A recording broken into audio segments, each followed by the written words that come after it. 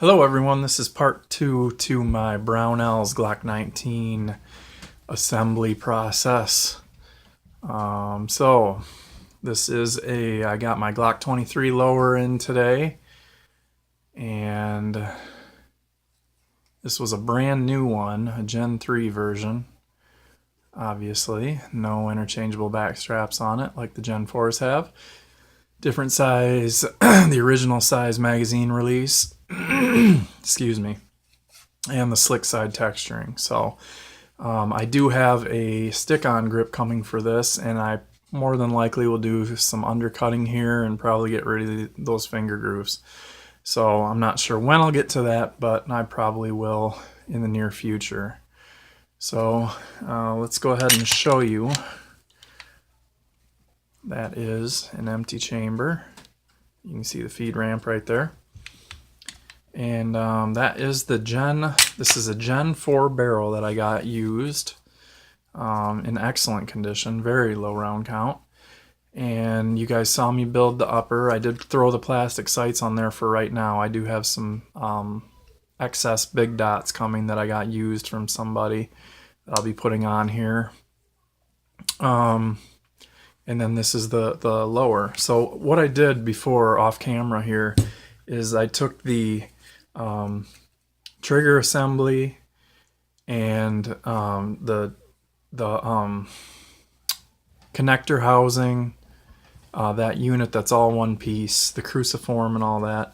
I took that out of my Polymer 80, which my Polymer 80 had the Glock 17, so it didn't have the serration on the trigger, which does irritate the finger, the serrations. There you can see them. The compact models have that for importation reasons. I don't really understand why, but they do. And the full size do not. So when I got my parts kit for this to build it, it was Glock 17. So I did switch those out, which I had already done the 25-cent polish job on. I always do that with the Dremel and buff them up, and I'll make them shiny and smooth, and it makes a drastic difference right away. And it only takes minutes, literally. I don't know why everybody doesn't do it. But anyhow, you can see, we'll see if I can get that to show up. Maybe it's not going to focus, but I will, let's see. No, that is the 1882 ejector. That is the 40 cal ejector. It will work fine with 9mm. However, the 9mm ejectors are not recommended to do with a 40 cal upper because the size of the primer on the 40 cal round comes dangerously close to the 9mm ejector. So let's pop that apart real quick and I'll show you guys. So you can see nice and shiny, that cruciform, I polished all that up. One of the key things on Glock Lubrication is you want to put grease on the front of the connector face where the part of the cruciform arm that goes like this, so it rides on the connector, on the angle of the connector. You want to grease the back side of the trigger bar cruciform, and then you or put a dab on the front of that connector, and then smooth those together when you're messing with the spring on there. And then you want to, that's a critical piece of lubrication that you need on a Glock. The slide rails, I usually just take a fine paintbrush and some Lucas Red and Tacky grease, and I just brush those nice and light. I don't put a gob on there or anything like that because Glocks don't need it. So I haven't done that yet on here. So the slide rails are dry on this, but I did do lubrication on the barrel. You can probably see it shining. And that is synthetic oil, engine oil. And then you can see that I did put grease right there. I just brushed that on really light and then used a Q-tip to take off the excess. And you can see that I polished the striker block and the striker face. I don't know if I'm going to be able to get a reflection of that. Let's see here. Let me shine a light on it. Anyhow, I just always polish that because that back portion, that back tail right there of the cruciform is what rides that striker face. And then when you pull the trigger, it retracts it back and then goes down. So anyhow, I guess that's all I need to show you for the lower. So let's do some comparison here. We're going to put that back together, and that is ready to go. So let's just show you that this does have the smooth face Glock 17 trigger on it now. And even though this is serialized as a Glock 23 lower, it does have, you know, they're all the same. The 357 SIG, the 40 cal, and the 9mm versions are interchangeable lowers in the caliber, in the size specific models. Ejectors being the only difference, the 40 and the 357 use that other number. This one has the 336 ejector on it. Gen 4s use a 30274, which I'll show you when we take apart my Glock 17 Gen 4 right here. You can see I chopped that beaver tail on the, this is the large factory beaver tail, and I cut that there. It does stick out a tad there, but you do not feel it when it's in hand because of where it falls.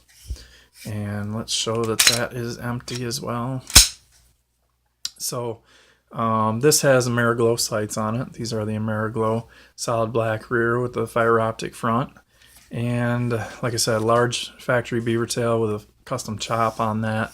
Everything else about this gun is stock, including the internals, which I guess we might as well show those right here. So we have the internals. You can see they're shining again because, like I said, I do the polish job on there. And I want to show you the difference. So if you look at this, see how that bevels right there? That is the change in the Gen 4 ejector, which is 30274. There it actually showed up. So 30274 is the Gen 4 ejectors.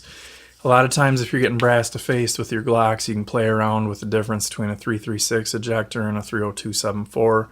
Sometimes they work better than others. You know, we'll have to look at my Gen 2 lower. I can't remember if I put a 30274 in there. I don't get brass to the face on that, but I had a few extra ejectors that Glock sent me laying around. So you can see the Gen 4s also use the dual captured metal recoil spring assembly, and then you can see I polished the striker block again, and the face of the striker has also been polished. So let's put that one back together and set that one down. We're going to go over some magazines in a second. So again, Polymer 80 lower. This is one that I built when they were doing the super duper sale on the to clear out the Gen 1s. This is the gray version. You can see I did a ton of stippling and sanding and reshaping on it because they're just a weird shape. I had to smooth and grind that corner off because they're really square, and when you gripped it here, that square corner on recoil would just jam my hand there and cause all kinds of problems. So this I did with without a mill, and you can see it was cake job. I mean it's super simple.